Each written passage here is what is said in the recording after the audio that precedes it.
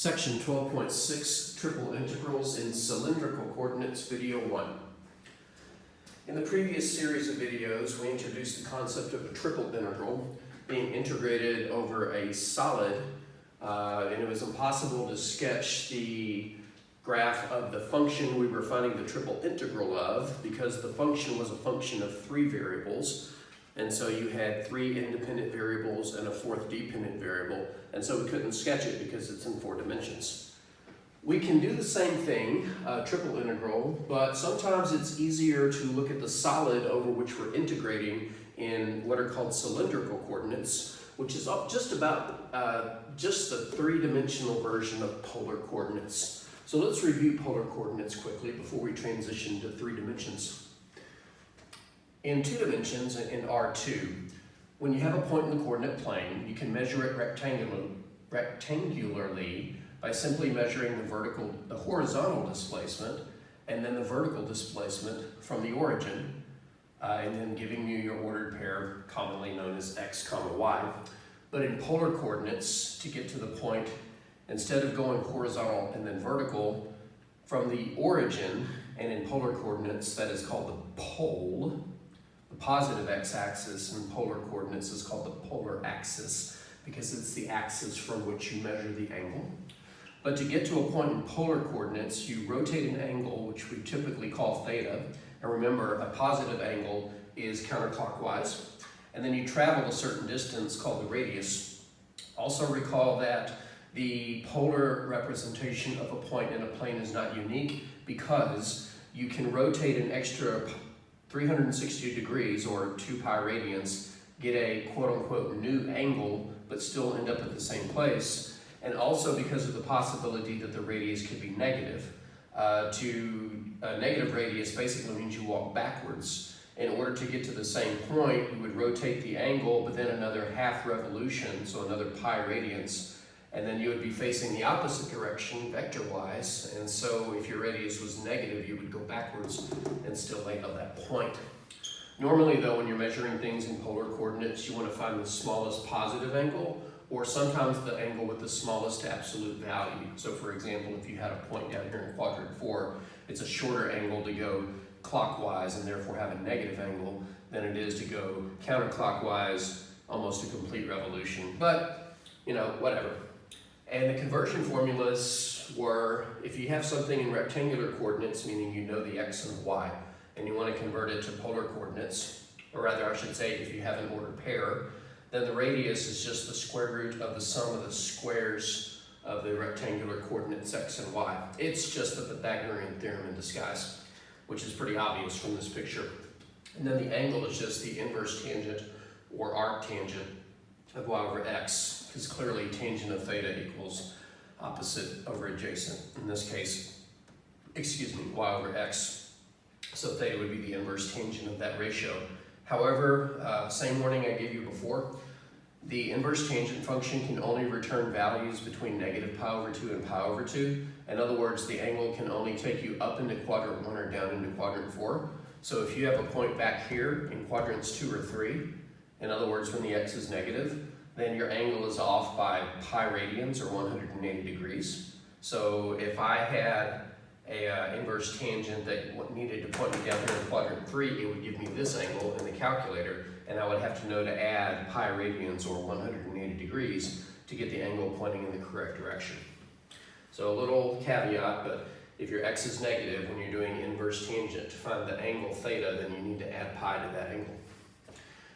And to go from polar to rectangular is a lot easier. If you're in polar, you have an r and a theta, and it should be pretty clear from this picture the relationship between the r and the theta and the x cosine and the r theta and the y sine.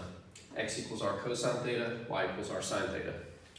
So how do we make the transition from 2 dimensions into 3 dimensions? Well, just remember that R2, or rather this 2-dimensional coordinate plane, is embedded in R3. All you have to do is take this plane, thumb pointing to the positive x-axis, pinky pointing to the positive y-axis, lift it up, flatten it out, rotate it, so that the y is pointing that direction and the x is pointing outward.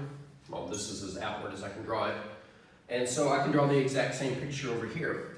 If I have a point, we'll throw it over here somewhere. We'll call it xy. Technically it's xy0 because I'm still living on the xy plane, and we're in R3. So to get to that point, I could still go x units, and then we'll go a little bit longer there. Let's do it this way. There we go. I could go x units along the x-axis, and then y units parallel to the y-axis, and that would put me here. However, if we looked at that in rectangular coordinates, then we would rotate and then go. So our angle theta is still being measured from the positive x-axis in the xy plane, on the ground if you will, and then r is here. So down here, this point would be r theta 0. Also, one other reminder, if you're looking in your book or watch any other videos, you probably will not see a semicolon here in the polar coordinates for a point in the coordinate plane. I've seen this once before and I've never seen it again. And I liked it so much that I kept using it. Why not just use a comma? Well, if you just drop two numbers, put a comma in between them, without a frame of reference, you have no idea if it's rectangular or polar. Yeah, I know it might look polar if this is something like pi over 2, but guess what? Pi over 2 is also a number on the x-axis. So if I had, and the y-axis as well. So if I had 5 comma pi over 2 and no context, how do I know that doesn't mean go over 5 and up pi over 2, as opposed to rotate pi over 2 and go up 5? I've only seen this in one calculus book before, so it's not what's considered industry standard. But whenever you have a ordered pair or ordered triple, if there's an angle in it, I will always precede it by a semicolon, so that I personally know that whatever follows the semicolon is representing an angle. That's just my own notation. You won't see it in the book. I'm not sure if Mr. Walker uses it, but I do.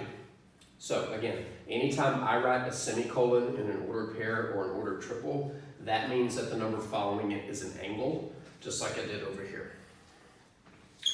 Okay, so we embedded this picture in the XY plane in 3 space. So how do we get 3 dimensions out of this? Well, the same way we normally get a 3rd dimension, just go up.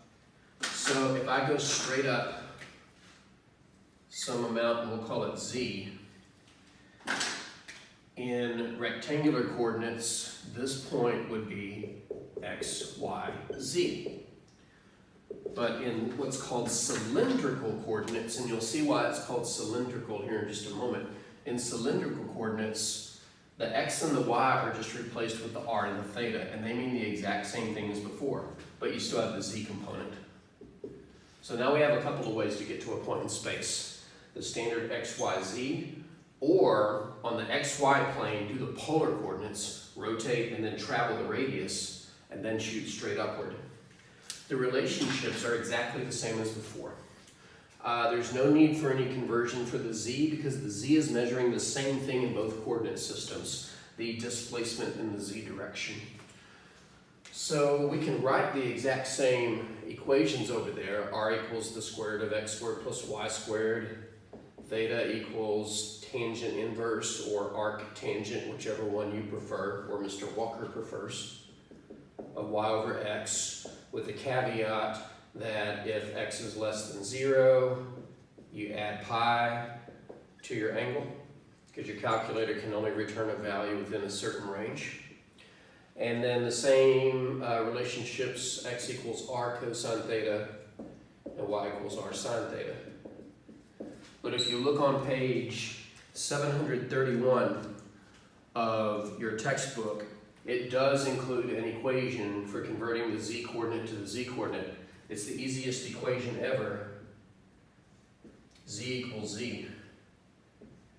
And really what I should do is put a box around these to separate going from one to the other.